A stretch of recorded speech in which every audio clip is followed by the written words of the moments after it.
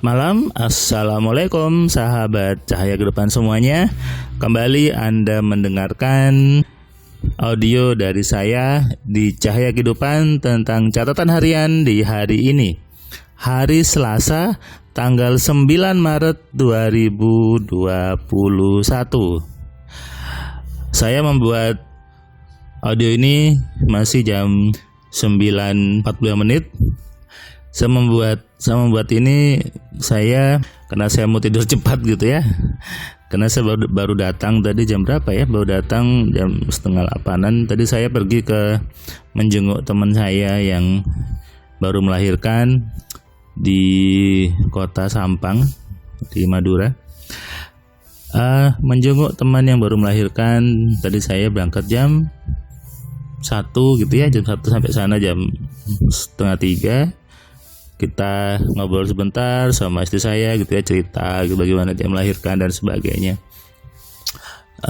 Di situ saya mendapatkan banyak insight, banyak inspirasi bahwa ketika seseorang itu mungkin gitu ya, tanda kutip belum siap melahirkan, tapi kemudian punya anak lalu merasa bahwa saya tidak mau punya anak tapi dikasih anak. Ini sesuatu yang yang harus dirubah, bahwa saya bilang ke dia, yaitu berarti kamu maunya emang sudah punya anak, ya sudah, terima aja, dijaga gitu ya.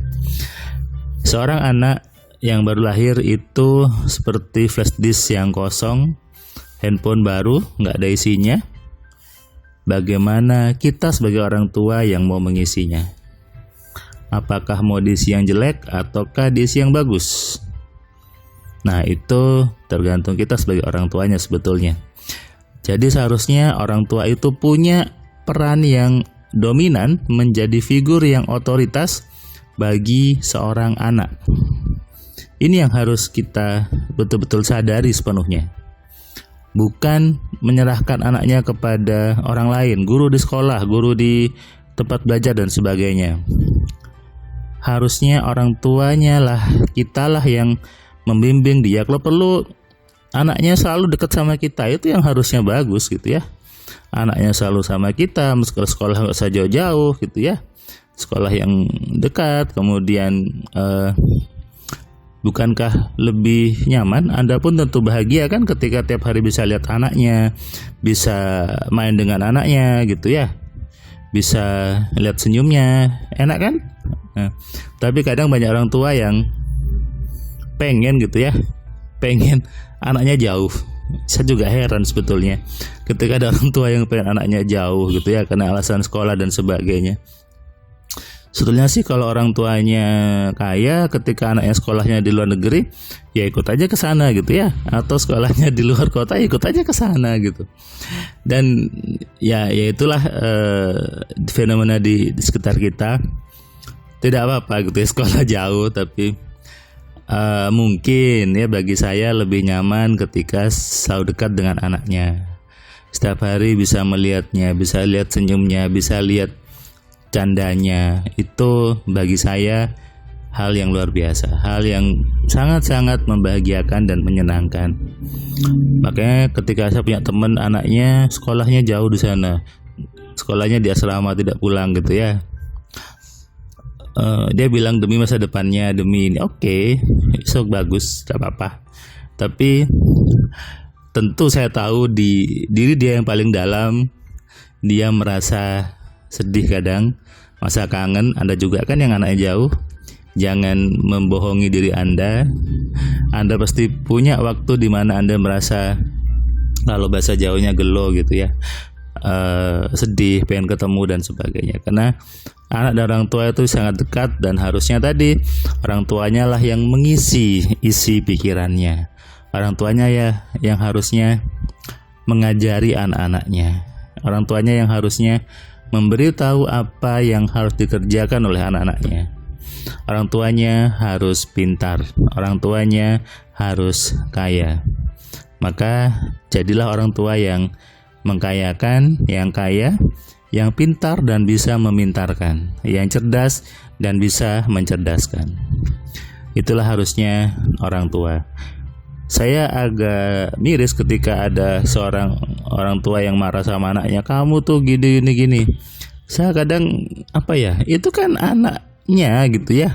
Jadi apapun yang ada di diri anaknya itu adalah sifatnya orang tuanya. Tidak mungkin kan ketika anaknya itu punya sifat yang tidak sama dengan orang tuanya, anaknya orang lain mungkin ya. Jadi harusnya orang tua itu melihat, oh iya ini mirip saya, oh ini mirip ibunya. Ya tidak perlu marah gitu ya, karena itu anak Anda, pasti ada gen yang masuk ke dia, sifatnya sama. Tinggal Anda bagaimana mengarahkan, bagaimana mengelola anak Anda supaya hal-hal seperti itu, sifat-sifat itu menjadi sifat yang menguntungkan, sifat yang membahagiakan, sifat yang mengkayakan. Bukan malah dibawa mengeluh, bukan dibawa nyalahkan anaknya, kamu nak bodoh. Ini yang kadang saya kadang saya merasa bahwa itu anaknya gitu loh. Kenapa dibodoh-bodohkan? Kenapa dibuat kamu tuh nakal?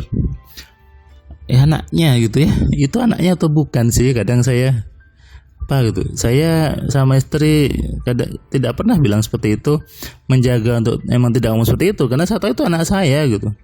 Jadi kalau saya ngomong apapun masuk ke kepalanya, jadi program di kepalanya, kan bahaya.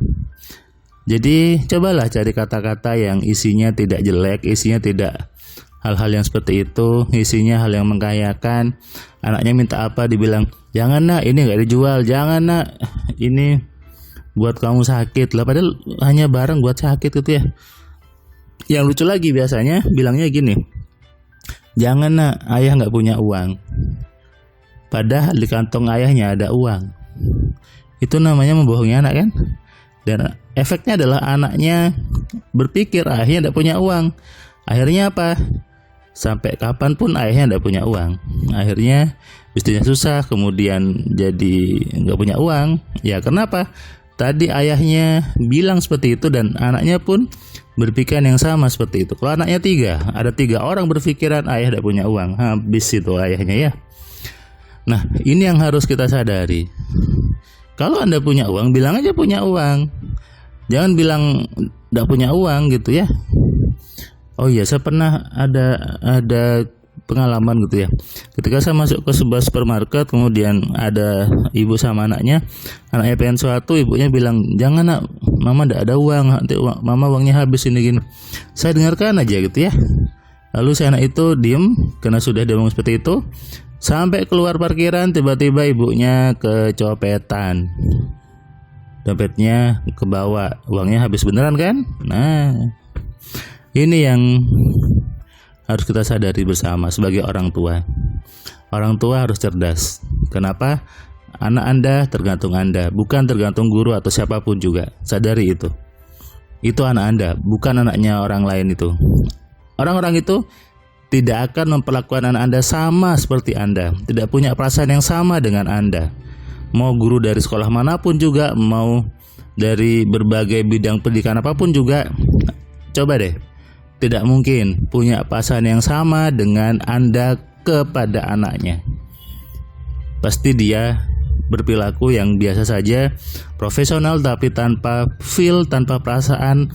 Ayah kepada anak, ibu kepada anak tidak sama. Guru dari manapun juga. Maka seharusnya Andalah guru utama bagi anak Anda. Andalah figur yang harusnya dominan dalam pikiran anak Anda, bukan orang lain. Kenapa? Tuhan ngasih anak Anda itu kepada Anda. Harusnya Anda yang menjaganya, Anda yang merawatnya, Anda yang membentuknya menjadi pribadi-pribadi yang cerdas, sehat, dan mengkayakan. Sadari itu wahai orang tua, sadari itu dan berubahlah sekarang. Jadilah orang tua yang cerdas, yang pintar, dan tentunya yang mengkayakan dan kaya. Salam sehat, salam kaya, salam cerdas. Dari saya Firman Pratama. Assalamualaikum.